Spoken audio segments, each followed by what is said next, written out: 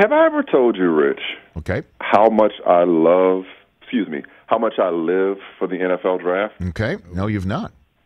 You've not. I would take the Pepsi challenge with anybody, in media or otherwise, Okay. in terms of their affection for the NFL draft. You know, I'm in a sharing mood right now. I'm just going to go ahead and be vulnerable. Like, you know, I've spent an inordinate amount of time in my life. Not so much now. I got responsibilities and kids and whatnot. Sure. But in franchise mode, in Madden. And the reason is just to get to the draft. Mm-hmm. You know, when I was a young reporter at the Boston Globe, the biggest moment for me was when I got the privilege and the honor of doing the Sunday Notes column, which was just like all copy. Oh, no sure. graphics, just copy. Oh, sure. Made famous by Peter Gammons Peter Gammons did baseball, but Will McDonough did football. Will McDonough. And so forth. Absolutely. No question. And so that was the big deal. When I got to ESPN, I mean, I would just never forget, 2005 and 6 and 7 and 8 when I really became, one of the main parts of the draft coverage. Like, that was like my career apex, bro. Like, I freaking love the draft. Mock draft, give me mock drafts all day long. Like, I'm into the minutia of the draft, dude. Like, every little nugget, oh my God! Like I'm getting tingly right now. I love it. I'm the same way, Michael. I'm the same way about it as you. Being a Jet fan, growing up, I wish it didn't mean as much.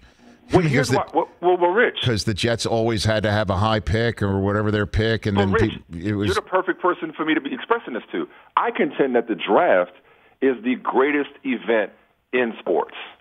Here's why. And that's coming off of March Madness. Here's why. There is no other event where hope springs eternal for all teams involved. Mm-hmm. Like, everybody's a winner. You know what I mean? Like, everybody gets excited. Everybody's involved. Very early in the season, you realize, okay, my team ain't got no shot. We're terrible. But not in April. In April is that time for all the teams and all the franchises and all the markets to get excited in a way that, and energized in a way that really no other sport or no other event really does. Yes. And the Jets are the biggest example because they probably won't get traded before their second contract anyway. No, and because I've thought a lot about it. 2005 was my first year hosting the draft for NFL Network. 2006 was my first draft where I was actually in Radio City Music Hall at the draft, and I remember just looking around Radio City Music Hall. Growing up in New York City, and here I am. Hosting a draft, and the dean of hosting the draft, Chris Berman, is across the way, and it was really moving, and it was also a big moment for everybody at NFL Network that we were covering such a major event. And one of the reasons why it is so successful and it is so exciting is not just of you pointing out about hope springing eternal, but it's also, college football is extremely popular. Yeah. So you're familiar with 5th and 6th round draft choices. They're big men on campus that are now 5th and 6th round draft choices. We're familiar with 5th and 6th round draft choices turning into major stars. The fact that Tom Brady is who he is comes from the fact that he was a 6th round draft choice. It just lends to anything's possible aspect of it. And and in the same way in the NBA, you have no idea who many of these 2nd round draft choices are. Certainly if you're putting all your hopes into some polysyllabic Slovakian that just dominated the Adriatic League, and you're like, I've never heard of this person, let alone seen them play. So you put it all together, and it is dynamite. And I can't wait.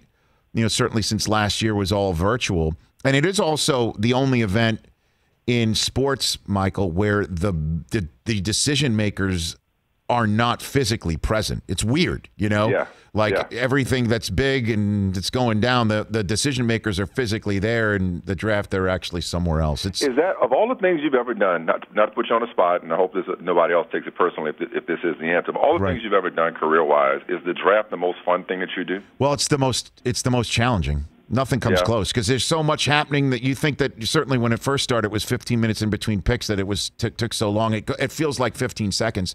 Then you also have to know who's on the clock next and what trade just happened and whether this was the fourth pick that used to belong to another team. Like, to me, my job is to keep things moving, make you want to watch something for 12, 15 hours and not click it off because you're sick and tired of everyone's voices, and to keep everyone understanding what's going on on your screen, and not just basically say that's a terrible, like, one thing that NFL Network we don't like to do is we don't like to be the Holy Roman Emperors, like thumbs down, throw that pick to the Lions, or thumbs up, like that was incredible that you've just won the battle. Well, you have no idea what this person's going to do. We just want to leave you with a sense of whether the pick was right or for the team or not, and then if not, the kid could turn into something special. That's the way we roll. Well, you're my boy, and obviously, and I'm not, we're colleagues again, and I'm not, being biased. Just the work you do on the draft is incredible. And one of the best things, I'm old enough to go back to, when the draft was Saturday and Sunday, and I was watching all day long. One of the best things that's happened in recent memory, along with the draft hitting the road, before that was, and it feels like it's been forever, but it's not that long ago that NFL Network got in the mix when it comes to broadcasting the draft. And it's been really great to have the variety of voices, an alternative in coverage, an approach that you just laid out. I mean, I've done a lot of cool things in my career, man, but, like, honestly, I don't have much envy of anybody. But the job you do, and that for so long, Trey Wingo, and obviously Chris Berman did, like, that gig right there, man, bro, I love to be in that chair. Not to say I could do it the way you do it, but, I mean, I just get so excited about it, man. And, like, the next 3 weeks is my favorite time of year. Like, I had my first two kids are both born in May strategically. I didn't have I was like, no, we can't. You cannot deliver no babies before the draft. Like, can't happen. Send my best to your first round draft choices in that respect. And I'd love to.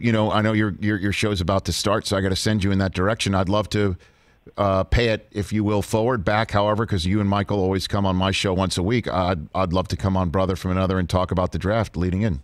Bro, you got an open invitation anytime. Like, right now we're just about to go through some of these rumors and these mock drafts. And, so yeah, anytime. Of course, we bless our show anytime, man. And offline, let's just talk. Let's just chop it up about your favorite draft stories. Done. We'll do that. Hey, you watched all the way to the end. Thanks for that. Watch more right here.